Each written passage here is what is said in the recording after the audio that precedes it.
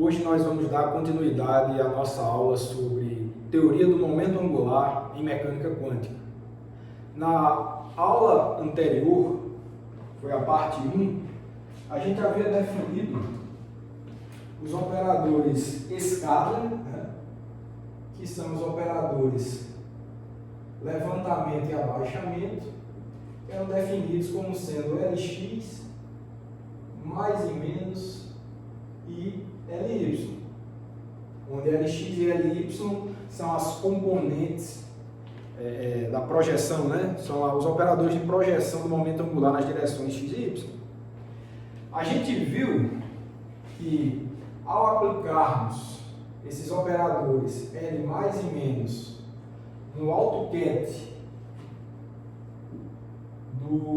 dos operadores L quadrado e Lz, o resultado seria uma constante a ser determinada e a gente via a razão pela qual a gente chama de operadores escala, de abaixamento e de levantamento. Nesse caso específico, o alto valor associado ao L quadrado não é alterado, mas o alto valor associado a Lz ele seria acrescido de H cortado se fosse aplicado o operador L+, e seria decrescido de uma unidade de H cortado se fosse aplicado o operador L-. Essa, acredito eu, tenha sido a última equação que nós vimos na aula anterior. Então, a definição dos operadores em termos das projeções de momento angular Lx e Ly e o efeito que esses operadores escada têm ao ser aplicados nos AutoCADs de L quadrado e Lz. Então, só para deixar claro, esse aqui seria o alto valor associado ao operador L quadrado e esse daqui seria o operador, o alto valor associado a Lz. Certo? Então, em resumo, o final da aula passada, ficamos nesse ponto e a aula de hoje deve seguir a partir dessas informações. Bom, o que vemos aqui, pessoal, é o seguinte: sempre que o operador L+ atuar nos AutoCADs de L quadrado e Lz, que é esse BRA AB, sempre que você atuar, ele vai dar um acréscimo de H cortado no alto valor de Lz, que é o que está ali. Então, em princípio, do ponto de vista matemático, isso não deveria acabar nunca. Se você aplicar 10 vezes o operador L+ num AutoCAD desse, você vai ter o valor B mais 10 H cortado. Se você aplicar 100 vezes, é B mais 100 H cortado. 1 milhão de vezes, é B mais 1 milhão H cortado. Então, do ponto de vista matemático, essa equação aqui, ela não está botando nenhum limite nesse acréscimo do B. E, de maneira semelhante, se você aplicar o operador L- um número arbitrário de vezes, vai ser decrescido o alto valor de Lz de um número arbitrário de vezes de H cortado. Do ponto de vista matemático, é isso que a gente entende ao analisar essa equação. Bom, mas do ponto de vista físico, a gente sabe que isso não faz sentido.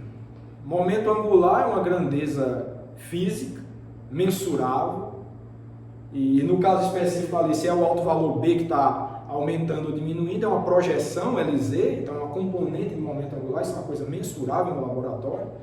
No caso de espinho, você faz isso com Stern-Gerlach, que a gente já sabe disso.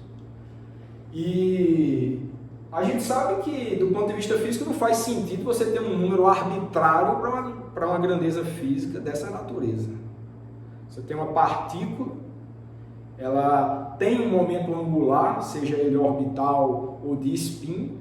A projeção desse momento angular, ela é finita. Ela não pode, em princípio, assumir um valor arbitrário, um valor 1 milhão, 2 milhões, um valor arbitrário de Lz. Então, para o alto valor de Lz. Então, do ponto de vista físico, em um dado momento, esse valor do B do alto valor B, ele vai ter que ter um limite superior e da mesma forma um limite inferior. Ele também não pode ser arbitrariamente negativo, no caso o pequeno, né? Claro, se é uma componente, se é uma projeção de spin, LZ pode ser tanto positivo quanto negativo. Então, nem pode ser arbitrariamente positivo, nem arbitrariamente negativo. Isso que a física nos indica. Então, ela está indicando que a gente precisa tomar cuidado com esses limites dos valores em que esse alto valor B pode assumir. Então, essa é a primeira preocupação que a gente está apontando aqui, que é uma informação que a física relacionada a uma projeção de momento angular nos diz. Tá? Então, vamos analisar esse ponto e a gente começa a aula de hoje a partir disso. Bom, então, note que... Tá? Então, vamos continuar aqui a aula anterior. Então, note que vamos supor o operador L quadrado menos LZ. Tá? Então, L quadrado menos LZ, isso daqui dá o quê? Ó, L quadrado é LX quadrado mais LY quadrado. Vimos isso na aula passada, né? Mais LZ quadrado, mas quando fizer menos LZ quadrado, cancela. Então, L quadrado menos LZ fica somente isso daqui. Tá? Então, essa é a nossa equação 1. Pronto, então vamos analisar a física dessa equação aqui. Olha, o que é que a gente tem do lado esquerdo dessa equação? A gente tem um operador Lx quadrado e Ly quadrado. Os autovalores vinculados a esses operadores aqui, né, eles são autovalores reais, obviamente, porque são observáveis. Lx é um observável, então, se é um observável, a mecânica quântica exige que o operador seja hermitiano e que os autovalores vinculados sejam reais. Então, tanto Lx quanto Ly nos fornecem autovalores reais. Mas se a gente está falando de Lx ao quadrado e Ly ao quadrado, não somente eles não são somente restritos aos números reais, mas mais do que isso, são restritos aos reais não negativos. Porque Lx ao quadrado tem que ser um número real não negativo. Ele pode ser zero, obviamente, se Lx for zero, o Lx quadrado é zero. Mesma coisa Ly. Agora, Lx quadrado não pode dar um número negativo, nem Ly quadrado pode dar um número negativo. Então, o resultado disso daqui, seja qual for o estado quântico que você investigue esses observáveis, eles devem fornecer cada um valores não negativos, valores reais não negativos. Então, esse é o ponto. Tudo bem, então, nesse contexto a gente fala, né, no contexto de álgebra linear, a gente fala que tanto Lx quadrado quanto Ly quadrado são operadores positivos semidefinidos, porque se você tira uma média, né, de qualquer que seja o estado quântico para esses operadores, você sempre vai obter um valor, um resultado para essa média maior ou igual a zero. Tanto para Lx quadrado quanto para Ly quadrado, e mesma coisa a soma deles. A soma desses dois operadores também está restrito a... É um operador positivo semidefinido, porque a média de qualquer que seja o estado, o estado que você esteja estudando, o sistema, o ensemble que você esteja estudando, o valor da soma Lx quadrado mais Ly quadrado também é maior ou igual que zero. Então, baseado nesse ponto, o que a gente pode escrever é o seguinte. Então, assim, sendo,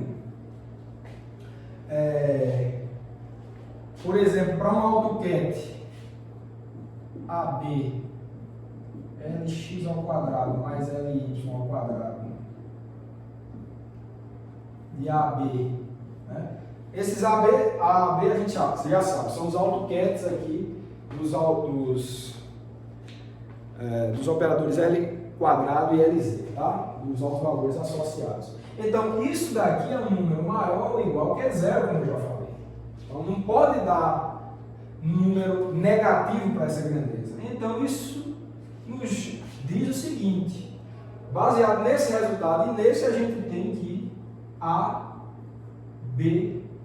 Ó, eu só vou substituir lx quadrado mais ly quadrado por isso daqui, ó, que vai ser L quadrado menos LZ.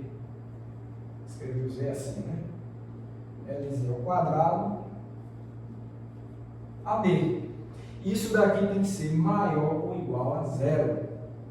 Essa vai ser a nossa equação de número 2. Então a gente tem esse resultado para a média desses AutoCADs aqui, a média do operador L quadrado menos LZ quadrado, essa média também tem que ser necessariamente maior ou igual a zero. Então, da mesma forma, esse operador L quadrado menos LZ quadrado é um operador positivo semidefinido também. Ok, então o que é que a gente quer dizer com isso? Né? Olha, se você relembra o que vimos na aula passada, tá? Isso vai nos dizer o seguinte, que, olha, esse AutoCAD AB, ele é AutoCAD tanto de L quadrado quanto de LZ. Tá? O alto valor associado a L quadrado é A e o alto valor associado a LZ é B. Então, se eu tenho L quadrado atuando em AB, nesse CAD AB, vai resultar o quê? O alto valor vezes o próprio AutoCAD. E se eu tenho LZ ao quadrado atuando nesse AutoCAD, eu vou ter o alto valor de LZ ao quadrado, que é B ao quadrado vezes o próprio AutoCAD AB. Então, isso daqui nos diz o seguinte, ó. Da atuação desse nesse, vai ficar um A menos um B ao quadrado, e isso daqui nos diz que é maior ou igual a zero. Então é isso que a gente obtém dessa equação, tá? Então, vocês sabem, né? Quando atuou, vai sobrar o alto valor, vai ficar produto interno, os dois termos, vai ficar produto interno do AutoCAD AB com o próprio AutoCAD AB, que vai dar 1. Então é por isso que a gente chega nessa expressão aí. Tá? Então, e obviamente, a partir disso a gente encontra que A é maior ou igual que B ao quadrado. Isso daqui é a nossa equação de número 3. De número 3. Olha que interessante essa equação aqui, tá? Isso aqui, ó, note que a gente utilizou o resultado que a gente conhece para as atuações de L quadrado e de LZ nos seus AutoCADs, AB, que são AutoCADs simultâneos, né? Visto na aula passada. Introduzimos a informação física de que esses operadores devem ser positivos semidefinidos, para a gente poder escrever essas desigualdades aqui. E a partir da junção das informações matemáticas da aula anterior e desse resultado físico importante, que diz que esses operadores são positivos semidefinidos, a gente acaba obtendo uma expressão, né, uma desigualdade aqui, que vai endossar justamente o que a gente falou no início da aula, o comentário que eu fiz no início da aula. A gente não pode ter valores arbitrários para o alto valor B, que a gente, só com essa equação a gente tem valores arbitrários. Ó, essa equação 3 aqui, ela está amarrando, ela está restringindo os possíveis valores de B. Esses valores, eles são tais que devem estar restritos, eles estão restritos de acordo com os valores que A pode assumir. A, lembrando, é o alto valor associado a L quadrado. Então, a depender do L quadrado, o B não pode ser qualquer. Então, no fim das contas, o que é que eu quero dizer com isso? Dado esse A, que esse valor de A, que é o alto valor de L quadrado, esse valor de B ele tem um limite superior. E, similarmente, como é o quadrado aqui, ele tem um limite inferior também. Então, esse valor está confinado em um certo intervalo permitido para ele. Permitido por A. A é quem vai dizer, através dessa equação 3, que valores esse alto valor de LZ, que é o parâmetro B, pode assumir. Então, ficamos assim. Ok, então, isso sugere o seguinte. Então, isso sugere que deve existir um valor B máximo e deve existir um valor B mínimo, que claro, os dois dependem de qual valor de A. Então, vamos escrever isso. Isso sugere que deve existir um B máximo, tá ok. O que a gente vai ter é o seguinte: quando o L+, que é o levantamento, atuar nesses AutoCADs A, mas com alto valor de B sendo B máximo, olha, o L+, aumenta de uma unidade de H cortado o alto valor B. Mas se esse B é o B máximo, não pode passar desse valor. Então, o que a gente obteve dessa informação, dessa discussão que a gente vem tendo sobre a física desse sistema de momento angular, nos diz que esse estado ele não pode existir. Ele tem que deixar de existir. A gente não pode permitir que ele exista. E para a gente garantir que esse estado não vai existir, que a física proíbe que ele exista, não a matemática, mas a física proíbe que ele exista, a gente vai dizer que isso tem que ser zero. A gente vai obrigar que seja zero para que a gente fique tranquilo e não acesse AutoCADs com valores não permitidos para o alto valor B, ou seja, maior que B máximo. Então, isso a gente atribui de toda essa nossa discussão que a gente vem tendo aqui. Atuando o operador levantamento no AutoCAD que já contém o alto valor B máximo, não pode dar um estado fisicamente permitido. Então isso tem que ser zerado. A gente obriga que ele seja zero. Ok, então, tendo escrito isso, nossa equação 4, a gente vai começar a adotar alguns truques aqui, que o nosso objetivo, eu acho que já é tempo de discutir qual vai ser o objetivo maior dessa aula. Então, pessoal, o nosso objetivo maior dessa aula vai ser obter quem são de fato, do ponto de vista físico, quem são de fato os autovalores de L quadrado e de LZ e quem são os AutoCADs associados. Aí você pode falar, a gente já tem discutido que são A e B os autovalores vinculados a L quadrado e a LZ, respectivamente. Ok, mas são parâmetros matemáticos. A gente não tem muita informação sobre a realidade física, o significado físico desses parâmetros A e B. O que a gente está fazendo aqui é uma investigação com base numa discussão física para restringir ou para melhor investigar quais valores A e B podem assumir. É isso que a gente está fazendo aqui. Então, a aula de hoje a gente vai fazer esse trabalho de detetive a partir dessas pistas fornecidas pela física do problema, como que a gente pode melhor conhecer quem são esses parâmetros A e B, que, como já sabemos, estão vinculados aos autovalores dos operadores L quadrado e LZ. Então, é isso que a gente quer saber, é conhecê-los melhor, que características A e B contêm. Ok, então, tendo escrito essa equação 4, o que é que a gente pode fazer também? Temos isso, né? Isso nos permite escrever o seguinte, ó, se isso aqui é verdade, obviamente, se eu atuar L+, nesse estado L+, atuando em A, B máximo, isso vai dar o quê? Olha, se isso daqui é zero, atuando L+, com cat nulo, obviamente isso aqui também é zero. Então não tem problema nenhum. Tá? Então a gente também pode escrever isso. Vou chamar de equação número 5. Tá? Vou chamar de equação número 5. E vou chamar a atenção para o seguinte. Opa, desculpa pessoal, isso aqui acho que eu queria atuar um L-, tá?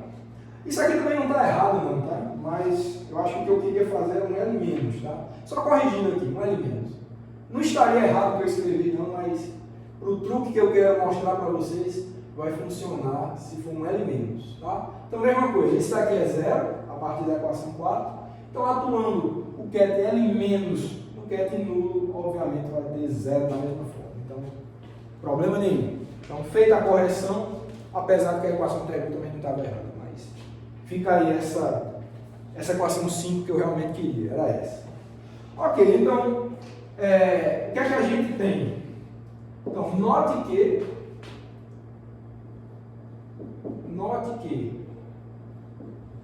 vamos investigar quem é esse produto desses dois operadores aqui, L- L+, tá? Então, ó, L-, L+, olha, a definição desses caras foram as duas primeiras equações que eu escrevi nessa aula de hoje. Eu até escrevi aqui em cima, né? L+ é Lx mais ILY e L- é Lx menos ILY, tá? Quando você fizer esse produto dessas duas coisas, vou deixar de exercício aí para vocês, é muito simples, tá? Só para a gente ganhar tempo. O produto dessas duas coisas vai dar Lx quadrado mais Ly quadrado menos I que multiplica Ly Lx menos Lx Ly. Então fica assim. Olha, isso daqui é igual. Bom, note que dentro desse parênteses aqui a gente já parece que tem um comutador ali de Ly com Lx, né? Não é difícil ver isso. Dentro daquele parênteses ali, ó, a gente tem Ly Lx menos Lx Ly, isso é comutador de Ly com Lx. Se você for lá, se você consultar as relações fundamentais do momento angular, você vai ver que esse parênteses tem que dar menos IH cortado Lz. Tá? Menos IH cortado Lz. Então, utilizando esse resultado, tá? O que é que a gente obtém? Né? Então, só chamar a atenção que esse parênteses inteiro aqui, tá? Parênteses inteiro vai sobrar menos IH cortado Lz, tá? Não é só esse termo não, tá? O parênteses inteiro. Bom, então, tendo feito isso, a gente encontra que, olha, é Lx quadrado mais Ly quadrado, mais Ly quadrado, a gente sabe que é L quadrado menos Lz quadrado, né? E isso daqui vai ficar simplesmente o que? Ó, menos I vezes menos I vai dar menos 1, então vai dar menos H cortado Lz. Pronto, ficamos assim, tá? Lz. Bom, então, essa fica sendo a nossa equação de número 6. Número 6. Ok, então, olha, das equações 5 e 6, e note que isso que a gente fez aqui foi o desenvolvimento desse produto de operadores L- com L+. Vai dar L quadrado menos Lz quadrado menos H cortado Lz. Então, eu vou substituir 6 em 5 e ver o que é que vai dar, certo? Então, substituindo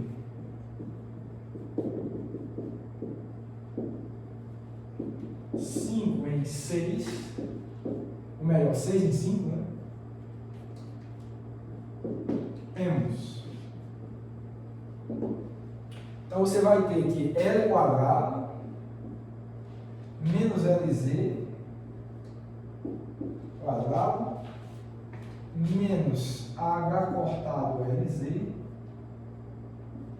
atuando em A B máximo vai ser igual a zero. Isso nos dá o seguinte. Olha, atuar L quadrado aqui, nesse autoquete, vai restar o quê? Vai nos restar o alto valor A, né? Porque esse cara, esse ket aqui, ele é autoquete de L quadrado. Então vai sair o alto valor A. Menos Lz ao quadrado. Olha, menos. O alto valor de Lz é é o B, né? Nesse caso é o B máximo. Mas como é LZ ao quadrado, então B máximo ao quadrado. Então vai ficar menos B máximo ao quadrado. E aqui também é fácil, vai ficar H cortado, LZ atuando aqui, B máximo. Simplesmente, tá? Vezes, de novo, claro, o AutoCAD. B máximo, isso aqui é igual a 0. Ok, então, tendo em vista isso, né, se a gente tem esse número aqui, né? Ó, isso aqui você pode até botar um parênteses aqui, tá? Se você tem esse número aqui, vezes esse cat, está dizendo que é 0, e esse cat ele não tem obrigação nenhuma de ser um cat nulo, então é porque esse parênteses é 0. Esse parênteses tem que ser 0. Então, a partir dessa informação, vamos ver o que é que a gente consegue obter. Vocês vão ver que a gente está chegando numa relação que B máximo tem que satisfazer em relação ao alto valor A. É isso que a gente está investigando aqui. Bom, vamos lá. Bom, desse resultado, a gente vai ter que A, né, menos B máximo quadrado menos H cortado B máximo. Isso vai ser igual a 0. Isso nos fornece que A tem que ser igual a B máximo, que multiplica B mais H cortado. É isso que a gente obtém. Bom, e essa equação eu quero chamar de equação de número 7. Então, olha aí, opa, aqui B máximo também, né? Dentro do parênteses também é B máximo. Tá? B máximo. Tudo B máximo. Né? Então, daí a gente já tem uma relação envolvendo, essa equação 7 nos dá uma relação envolvendo o número, o alto valor máximo de LZ, que é o B máximo, e o alto valor de L quadrado, que é A. Essa relação. Ok, então a gente vai agora, a partir de um processo muito similar a esse, a gente vai querer desenvolver uma relação entre o alto valor A com o valor mínimo do alto valor de LZ, que é o B mínimo. Temos a relação entre A e B máximo, e queremos agora investigar uma relação que possa existir entre A e B mínimo. Faremos isso agora, o processo é muito semelhante. Então vamos lá. Similarmente temos, eu vou deixar os passos, como são análogos, eu só vou dar uns saltos aqui e vou deixar de exercício para vocês. Então, similarmente,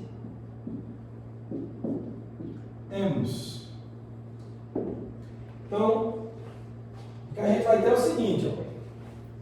Você vai ter que L menos, esse é um passo importante, né? L menos atuando em A, B mínimo. B mínimo. Isso vai ser igual a 0. Por quê? Pela mesma razão disso daqui, né?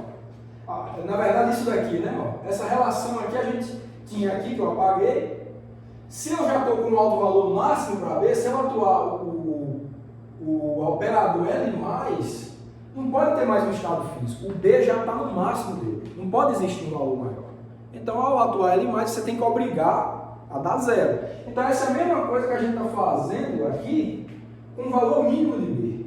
Se eu já estou assumindo que esse é o valor mínimo de B, ele não pode ser menor do que isso. Então, esse L- que tem a função de decrescer B de 1 unidade de H cortado, se ele fizer isso aqui, você ultrapassaria o limite inferior. O limite inferior estabelecido fisicamente, foi a nossa discussão nessa aula. Então, para que isso não aconteça, ao atuar L- nesse AutoCAD com um valor mínimo de B, a gente obriga, por razões físicas, que essa operação seja igual a 0. Porque a gente não quer que esse ket exista. Não quer porque a física não permite que exista. Existe um limite inferior. A física estabelece que deve existir um limite inferior para a projeção LZ do momento angular, projeção Z do momento angular. Então, por razões similares ao que a gente escreveu aqui na equação 4, né? Na equação 4, a gente escreve essa que é a nossa equação 8. Bom, então a gente vai fazer uma brincadeira parecida, eu vou apagar aqui, tá, pessoal? Mas a brincadeira é parecida com essa que a gente obteve aqui, para, no fim das contas, encontrar uma relação entre A e B máximo. Aqui a gente vai ver que se seguir um processo similar, a gente vai obter uma relação entre A e B mínimo. Tá? Então eu vou apagar aqui e vou mostrar os passos para vocês. Vou deixar como exercício, mas, de novo, é a mesma coisa. Não tem nada de diferente desses passos que a gente seguiu aqui. Pronto. Então, desse ponto aqui, o que é que a gente tem? Mesma coisa. Então a gente vai ter que L mais L menos A B mínimo vai ser igual a zero. Tá? Óbvio, na equação de cima a gente entende essa de baixo. E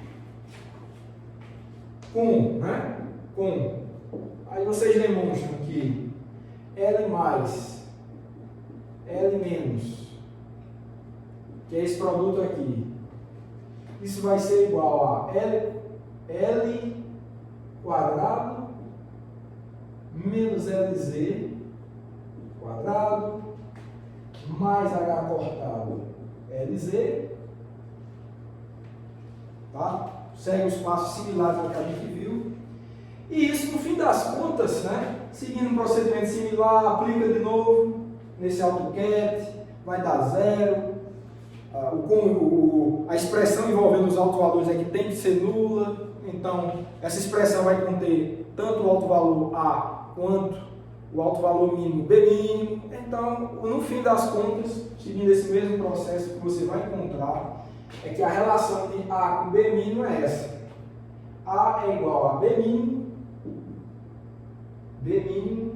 que multiplica B mínimo menos H cortado. Essa é a única diferença. Se aqui era mais H cortado, para B máximo aqui é B mínimo menos H cortado. Essa é a nossa relação número 9. Certo? E comparando 7 e 9, temos... Olha, se você compara 7 e 9, A é igual a isso, que é igual a isso também. Então, você pode estudar, a partir dessas relações 9 e 7, uma relação para B máximo e B mínimo. Então, olha, analisem aí com calma essas duas expressões, vocês vão ver que se B máximo for igual a menos B mínimo, as relações 7 e 9 são satisfeitas com tranquilidade. Certo? Então é só igualar. Como é A, né? Então iguala e esse resultado com esse, você vê que se B máximo for igual a menos B mínimo, essa igualdade é satisfeita sem maiores problemas. Então, comparando 7 e 9, o que a gente obtém é que B máximo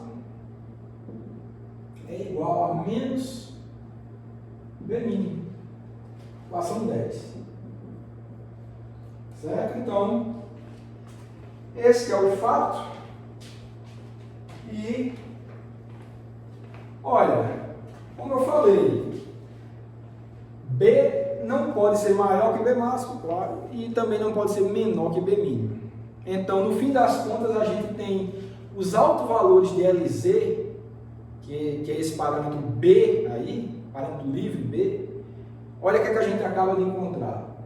A gente acaba de encontrar que ele vai estar restrito a um intervalo B máximo e B mínimo, onde o B mínimo é o negativo de B máximo. Então, observe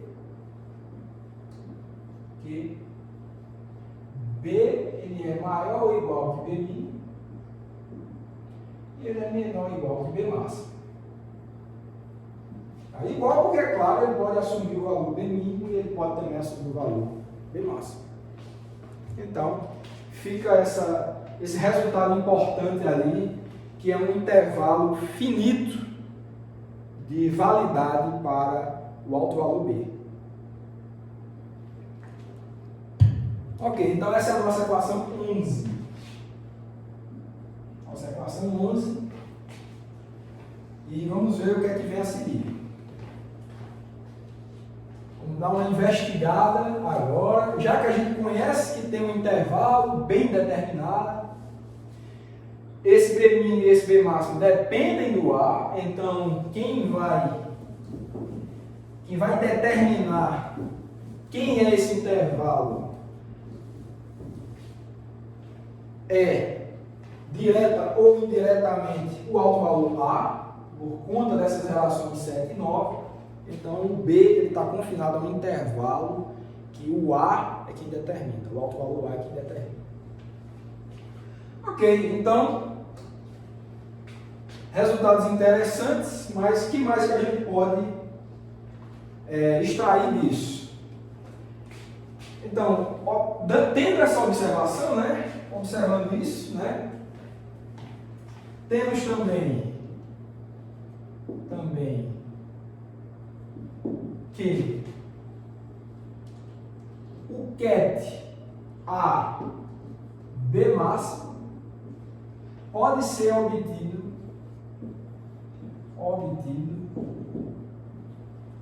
a partir desse ket aqui A B mínimo pela sucessiva atuação de L+, né? De L+. Claro, né? Ó, se eu tenho esse alto valor B', atuando L+, um certo número de vezes, cada vez que eu atuar o L+, nesse ket aqui, ó, se eu atuar uma vez, vai ficar um ket do tipo A, B' mais H cortado. Se eu atuar duas vezes, vai ter ali B' mais 2H cortado.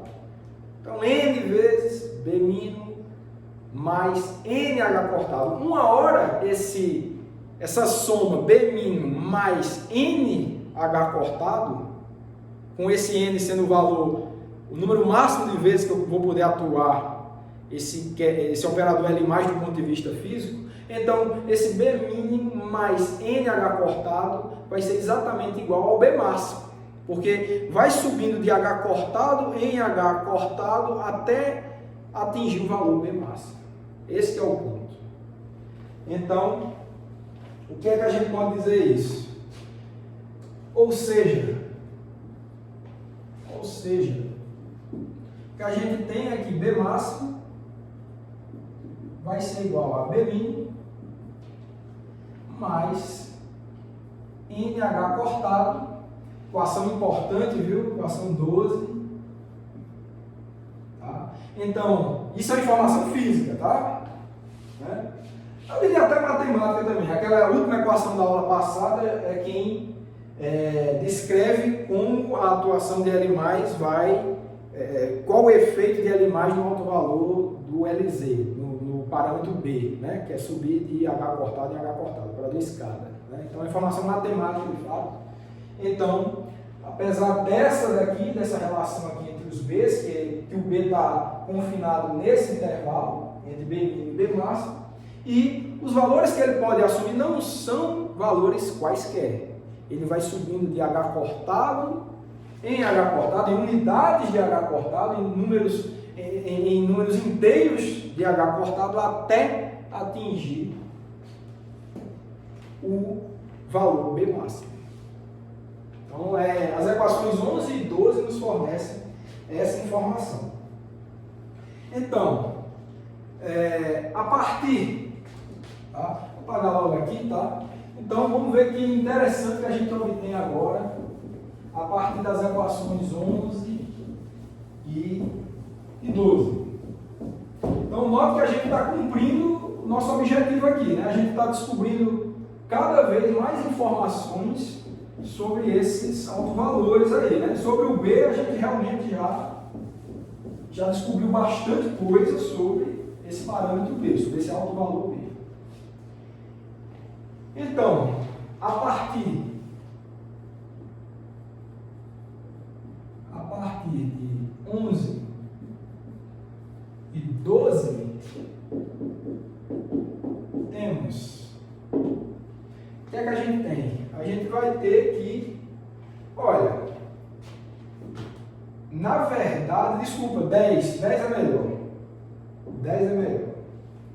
A partir de 10 e de 12, o que é que a gente tem? Olha, B mínimo, olhando para a equação 10 ali, é menos B máximo. Então, se você substituir menos B máximo aqui, vai vir para cá, vai ficar 2 vezes B máximo. Então, B máximo vai ser igual a NH cortado dividido por 2. Dividido por 2 é equação 13. Certo? Equação 13.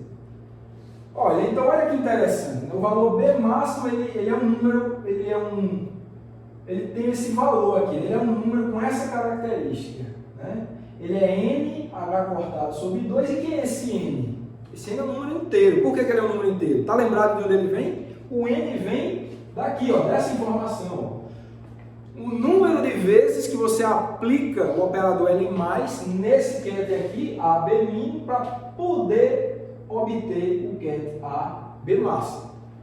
Ora, o número de vezes que você aplica um operador não pode ser fracionário, tem que ser inteiro. Então esse N é um número inteiro, vem da lei, do número de vezes que você aplica L+, para obter B máximo a partir de B mínimo. Então, com N inteiro. Ora, se N é inteiro, o B máximo ele é um número semi-inteiro vezes H cortada, né? Ó. N pode ser, se é um inteiro, pode ser 0 vezes. Será que é possível, se o B, seria o caso que o B mínimo é igual ao B máximo? Isso é possível, tá, pessoal? Então, o B mínimo ele pode ser igual ao B máximo. É o caso de você ter um LZ igual a 0, né? Não tem momento angular, então LZ é 0, então é uma possibilidade, né? É uma possibilidade de menor, mais simplificada e até diria trivial para as possibilidades dos autovalores de LZ. Então, esse N pode ser 0, pode ser 1, pode ser 2, tá? Mas no caso geral, a teoria do momento angular está dizendo para a gente que esse B máximo ele é um número semi-inteiro vezes H cortado, tá? Inteiro e semi-inteiro, né? Então pode ser 0, pode ser meio de H cortado sobre 2, pode ser H cortado, por aí vai, tá? Então esse N é um número inteiro. A gente pode até escrever assim, né? N igual a 0, 1, 2, 3, por aí vai, tá? O 0 é contemplado nesse caso, de novo, que é o caso de você não precisar aplicar L mais nenhuma vez para obter B máximo a partir de B mínimo. Isso seria possível se B máximo fosse igual a B mínimo, como a gente eu acabei de discutir com vocês, tá? Ok, então, esse é o resultado da equação 13. E o que a gente vai fazer é o seguinte. Vou fazer uma convenção aqui que a maioria dos livros fazem, que é o seguinte. É mais conveniente, tá? Até por tradição, né? Os livros abordam esse tema com essa característica, então é mais conveniente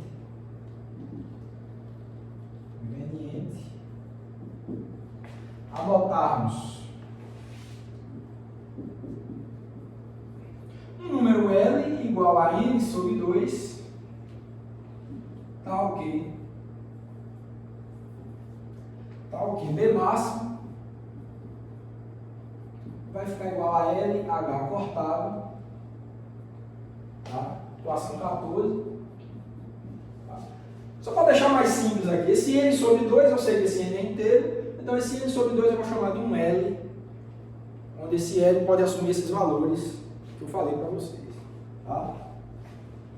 Se n é 0, 1, 2, então L pode ser 0, pode ser meio, pode ser 1, pode ser 3 meios, pode ser 2 e por aí vai. Tá? Então, feita essa mudança, a gente vai poder agora seguir com a nossa investigação. Vamos ver.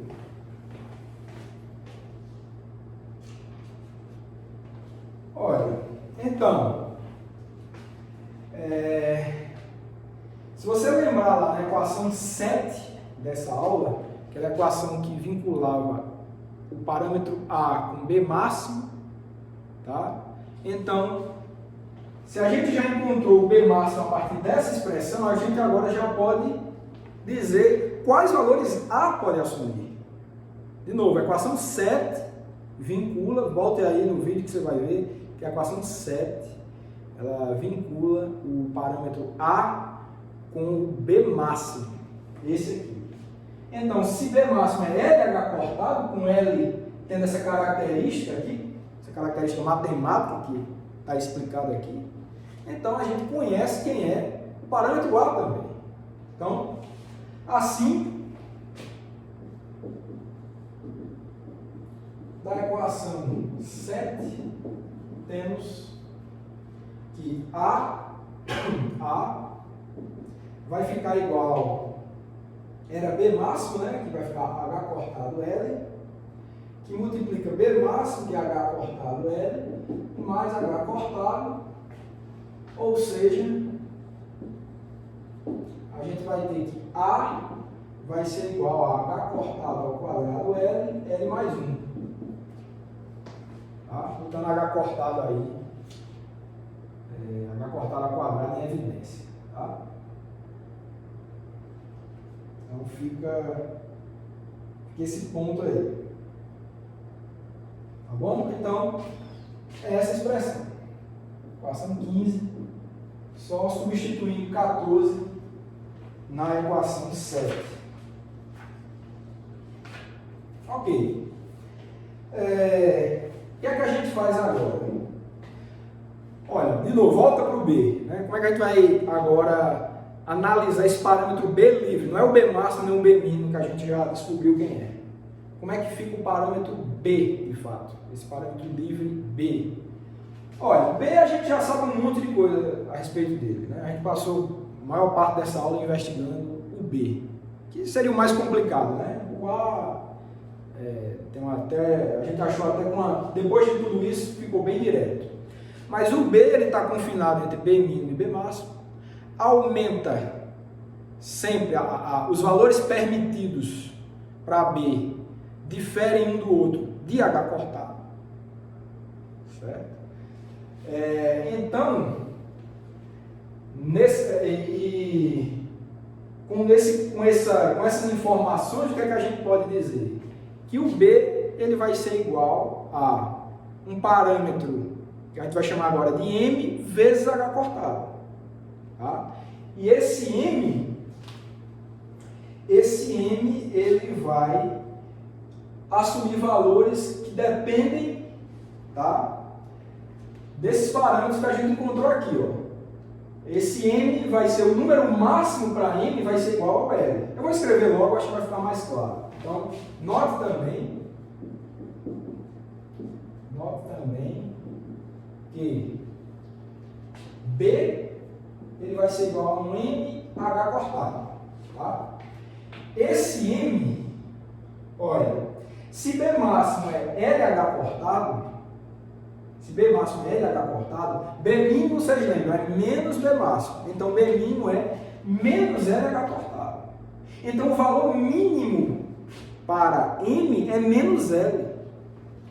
Tá? O valor mínimo para B é menos L. E o valor máximo para B é L. E esses valores, eles passam de um para o outro de acordo com essa regra aqui. Então, esses M's, eles variam entre si de uma unidade de H cortado. Então, dado o valor de M, o valor consecutivo é o anterior mais H cortado, mesma coisa o próximo mais H cortado, então eles passam de um para o outro, sempre de H cortado. Lembrando que o valor mínimo de M é menos L. Tá? E esse menos L, ele pode assumir um valor tanto inteiro como semi-inteiro. Por causa disso daqui, ó. Por exemplo, se o N for 1, o L é meio.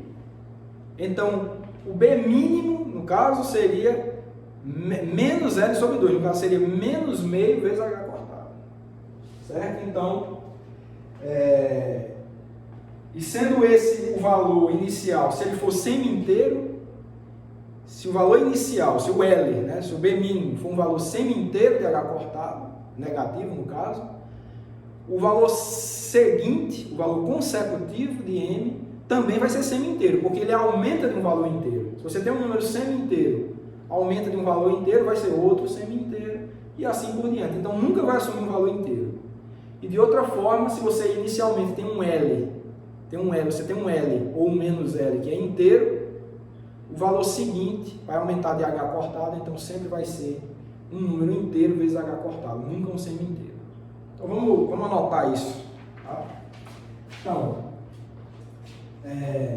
se L for inteiro, todos os M's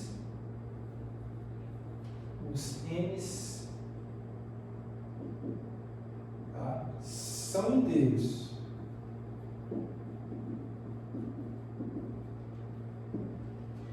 E, similarmente, se L for semi-inteiro, todos os M são semi-inteiros também. Daqui a pouco eu vou comentar alguns exemplos, acho que vai ficar mais claro.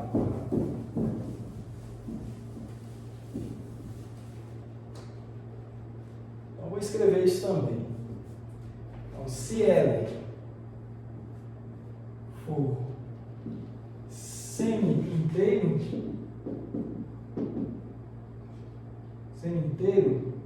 todos os M's são semi-inteiros. Então fica essa informação aí pra gente. Ok, então o fato é o seguinte. Dessa forma, temos, olha, M ele vai variar como, né? Se estabelecendo o parâmetro B, o alto valor B, que é o alto valor de LZ, dessa forma, em termos de H cortado, o menor valor dele, a gente já sabe quem é, né? Se esse é B máximo, é LH cortado, o B mínimo é menos B máximo, então o B mínimo é menos LH cortado. Então o menor valor para M é menos L. Menos L. O valor seguinte, ele aumenta, a gente já sabe, aumenta de uma unidade de H cortado. Mas como já está multiplicando por H cortado aqui, o M de fato, o próximo, o consecutivo vai ser menos L mais 1.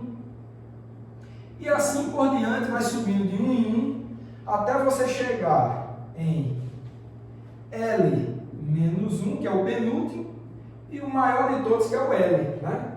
Está de acordo com a equação 14, que o maior valor para M, olhando para essa equação, essa aqui é 16, tá? Olhando para 16 e para a 14, a gente vê que o maior é L, então a forma com que você tem valores possíveis para M depende do L, né, que é um número só, dessa forma. Então, equação 17. Então, é assim que a gente estabelece a razão física, né, o significado físico, mais maiores detalhes, né, que a gente tinha só A e B parâmetros matemáticos que estavam com muita liberdade. Então, a partir das investigações físicas que a gente tem feito nessa aula, a gente encontra que o parâmetro A depende dH cortado, né, que é uma constante fundamental da natureza, a constante de Planck, né? E esses valores de L aqui, como a gente já viu, pode ser inteiro ou semi-inteiro. E o M, por sua vez, depende desse número ligado ao alto valor de L quadrado dessa forma. Certo? Então, tendo estabelecido isso, tendo estabelecido de maneira bastante precisa a forma de A e de B, que estavam livres, estavam muito abertas as possibilidades para esses dois parâmetros, agora a gente já especificou melhor em termos de novos parâmetros L e M, a gente não precisa mais agora de A e B, a gente pode reescrever as equações de autovalores para os operadores L quadrado e LZ em termos desses novos parâmetros que descrevem a física do sistema com mais precisão, que são L e M. A gente vai escrever em termos deles agora. Bom, então, vamos escrever a equação de autovalores depois de toda essa investigação para L quadrado para LZ.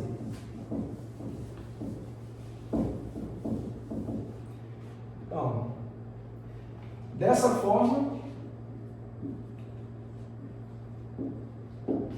podemos adotar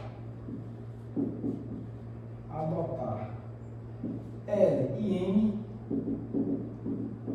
para escrevermos as equações de autovalores para L quadrado e LZ. Então, a de L quadrado, o alto ket a gente escrevia como um ket AB, né? Agora a gente pode escrever com L e M, a gente não precisa mais de A e B. O alto valor a gente já tem aqui, era A, agora vai ser H cortado ao quadrado, L mais 1 vezes o próprio alto ket, L e M, equação 18. E também para LZ, é AutoCAD simultâneo, né? Então também a gente vai ter aqui LM. E o alto valor é simplesmente MH cortado. MH cortado, LM. Aqui fica a equação 19. Então tá aí, pessoal, a forma fechada,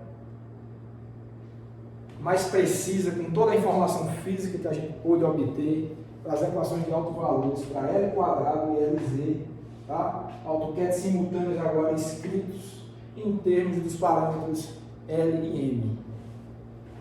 Ok? Então, acho que já cabe analisar um exemplo.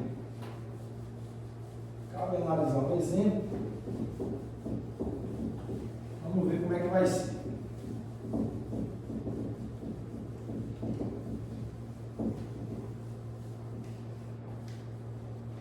Bom, acho que agora eu vou falar de algum exemplo. Olha. Bom, pessoal, antes de escrever o exemplo, né, esses são os grandes resultados dessa aula. Tá? Essas duas equações.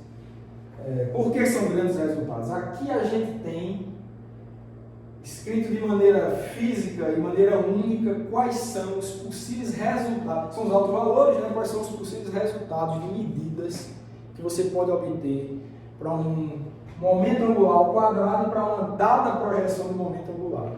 Então, sempre em mecânica quântica, quando você faz medidas sobre partículas envolvendo o momento angular, o L quadrado só pode assumir valores como esse e o LZ valores como esse. Ainda com essa liberdade, a depender do sistema, se é um momento angular, se é um spin, qual partícula você está analisando, sobre qual potencial ela está sendo submetida. Então, esses parâmetros L e M vão se adequar a cada situação. Então, isso que é o fato. Agora, isso daqui é geral, tá? Independente de qual seja a partícula, de qual seja o potencial a qual ela está sendo submetida, independente se você está analisando spin ou momento angular orbital, medidas de quadrado, de projeção desse momento angular, não pode fugir disso daqui, com as regras que a gente estabeleceu. Tá? Lembrando que L é inteiro ou semi-inteiro, e o M depende do L daquela forma ali da equação 17. Então, nada viola isso daqui. Tá? Tem que estar, momento angular está restrito a isso aqui. Bom, vamos ver um exemplo bem simples, que é o caso de L igual a 1. Eu vou fazer só um esboço semi-clássico, para que talvez ilustre melhor a situação física. Tá? Então, exemplo, L igual a 1. Eu vou desenhar uma esfera aqui, vou tentar desenhar uma esfera. Fazer o seguinte. Então, é um esboço semi-clássico que eu falei para vocês, tá? Vou tentar desenhar uma esfera.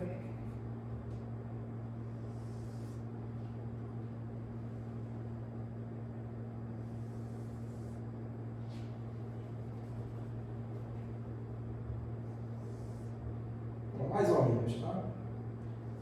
Vocês imaginam que isso aqui é uma esfera. Eu vou botar aqui nos eixos coordenados, indicando as projeções LX, LY e LZ.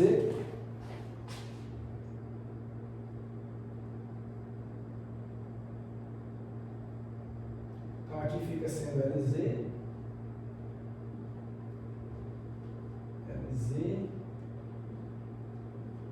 Aqui vai ficar sendo LX, aqui é LY.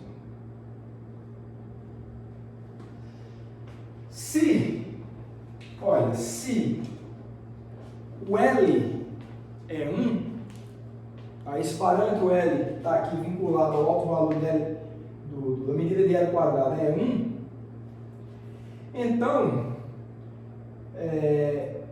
a projeção de LZ ela vai poder assumir 3 valores.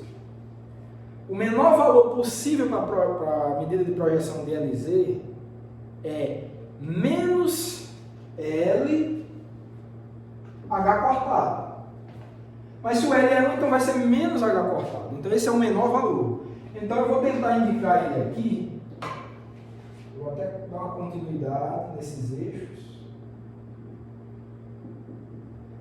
Enfim, ó, eu vou dizer que esse valor aqui ele é o menos H cortado. Tá?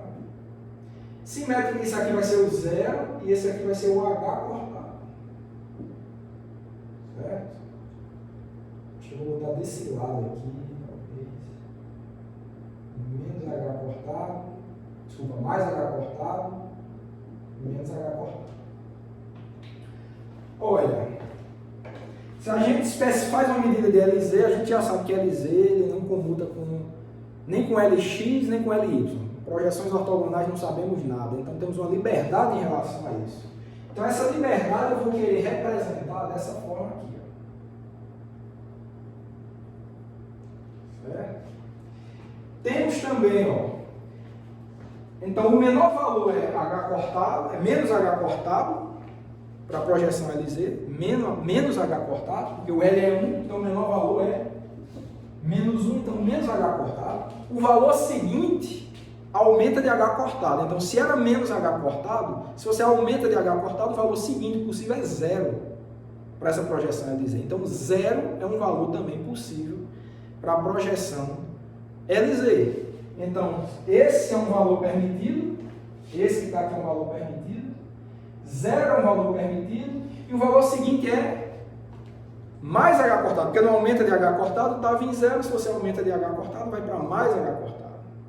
E esse, note que, ó, se esse é o valor mínimo é menos H cortado, esse daqui tem que ser o máximo, porque um é o inverso do outro. O valor mínimo de B era o valor máximo de B, vocês lembram? Então, ó, M varia de menos L até L.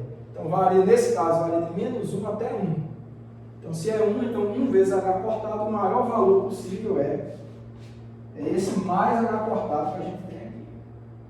Então, lembrando, isso a gente está analisando a projeção LZ. Se soubermos informação sobre LZ, nada sabemos sobre LX e LY. Então, essa circunferência pontilhada aqui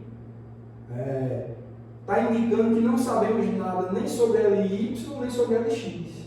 Então, caso seja zero também, ó, a gente tem outra circunferênciazinha aqui, ó, indicando que nada sabemos sobre LX e LY, e outra circunferênciazinha aqui, indicando que nada sabemos sobre LX e LY. Então, o que é que temos? Temos um vetor, tá? Vou apagar aqui para não ficar muito sujo o desenho. Então, a gente pode... Por isso que eu estou dizendo que a representação ela é semiclássica, tá? Então, a gente pode ter um vetor aqui, ó, apontando aqui, ó, tem essa liberdade. Ele está apontando para o mais H cortado aqui, mas você não sabe em que direção ele estaria, tá? Então, se você indica isso de uma maneira semiclássica, ou seja, indicando que é um vetor momento angular, tá? Já falei sobre isso na aula passada, isso é uma visão clássica, tá? Então, se você está escrevendo um vetor, então teoricamente você sabe as componentes dele. Mecânica quântica a gente sabe que não é assim, a gente só pode saber uma das projeções. Então, isso é só uma representação semiclássica para que fique melhor compreendido. Espero que ajude. Então, temos aqui esse vetor indicando a projeção em LZ, que nesse caso pode ser H cortado, mas essa linha pontilhada indica que esse LX e LY pode estar em qualquer lugar. Então, em princípio, não deveríamos nem escrever esse vetor, tá? Então, ele está em algum lugar com a ponta dele descrevendo essa linha pontilhada. Então, tem esse vetor aqui também, ó, com projeção 0 para LZ, nada sabemos sobre LY e LX, e aqui também teríamos outro, indicando que a projeção possível menos H cortado também é uma possibilidade. Por que eu não boto o vetor nulo? Porque o L quadrado, pessoal, esse nunca é nulo. Qual é o tamanho? O vetor, né? Ele tem um módulo, o L quadrado, então é o módulo quadrado desse vetor. Tá? Então, esse daqui nunca pode ser zero. No caso de L ser 1, então você tem 1 mais 1 aqui, que seria 2 vezes 1, 2, né? Então, 2H cortado ao quadrado. Então, 2H cortado ao quadrado é o tamanho do vetor ao quadrado. Então, de fato, o tamanho dele seria raiz de 2H cortado. Então, esse vetor aqui, o tamanho dele seria raiz de 2H cortado. Tá? Então, essa representação aqui em conformidade tanto com os possíveis altos valores de LZ, com os possíveis valores de L quadrado. De novo, pessoal, então é só uma representação para ajudar a entender, a tentar entender um pouco a mecânica quântica desse sistema, tá? Mas semiclássico no sentido que eu nem deveria desenhar esse vetor, é só para indicar realmente as projeções possíveis de LZ. O vetor ele tem que existir porque o L quadrado tem um valor bem definido, 2H cortado ao quadrado nesse caso, tá? E com o aumento de L, esse caso foi L igual a 1. Se fosse L igual a 2, eu teria mais dois valores possíveis aqui para a componente LZ, que ele vai variar de menos 2H cortado até H cortado. Então, teria menos 2H cortado, menos H cortado, 0H cortado e 2H cortado. Então, seriam 5 circunferências dessas possíveis aqui. No caso de spin meio, o menor valor é menos H cortado sobre 2, como sabemos, e o outro só tem outro máximo, que é H cortado sobre 2. Então, só teríamos duas circunferências, não teríamos nada no zero aqui. Não. Tá? Então, esse caso poderia até se aplicar ao spin, a representação de uma partícula de spin 1, por exemplo. Então, apesar de eu ter escrito essas letras como L, isso aí é um momento angular geral, pode ser tanto spin quanto momento angular orbital. Então, é um momento angular para L igual a 1, tem essa representação. Então, espero que esse esboço aí tenha ajudado vocês a entender a física desse problema. Bom, e só fazer uns comentários sobre o spin, tá? Bem rapidamente eu vou comentar sobre o spin, mas é só para deixar claro que isso tudo que a gente derivou aqui não é exclusivo de momento angular orbital nem de spin, tá? Vale para qualquer que seja o momento angular.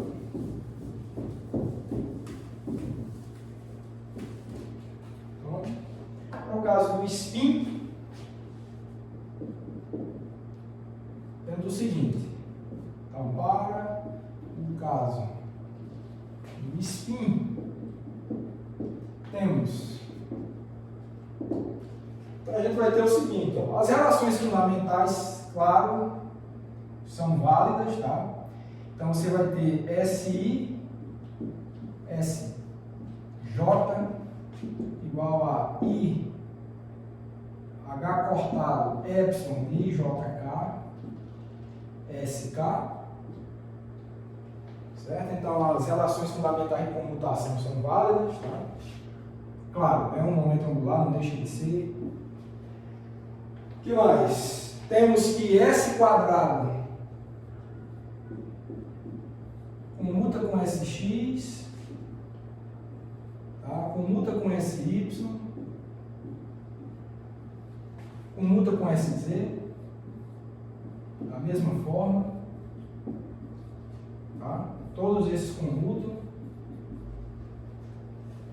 E essas equações aqui, então, temos equações similares para a spin, né? Geralmente, na teoria de spin, você coloca a letra S aqui, então seria os números quânticos de spin, né? Quando a gente trabalha com spin, então a gente tem equações similares a essas equações 18 e 19 para spin, tá? Então, realmente, o que eu estou fazendo nesse final aqui é só, de fato, escrevendo para chamar a atenção que a teoria de spin é um caso particular dessa teoria geral do momento angular que a gente obteve, tá? Então, temos também, no caso, para S quadrado, a gente vai ter um AutoCAD SMS, tá? S aqui está substituindo L, né? E o MS está substituindo M. Isso aqui vai ser igual a H cortado ao quadrado, S mais 1, que multiplica SMS, e SZ, SMS, vai ser igual a H cortado MS, SMS. Tá? Equações 22 e 23. Ok, então, bom, a gente tem também os operadores de levantamento e abaixamento para spin, tá? SX mais ou menos ISY, tá? Mesma coisa, teoria de spin comporta tudo isso. E o que é que a gente pode chamar a atenção de interessante? Eu vou apagar aqui, que é o seguinte.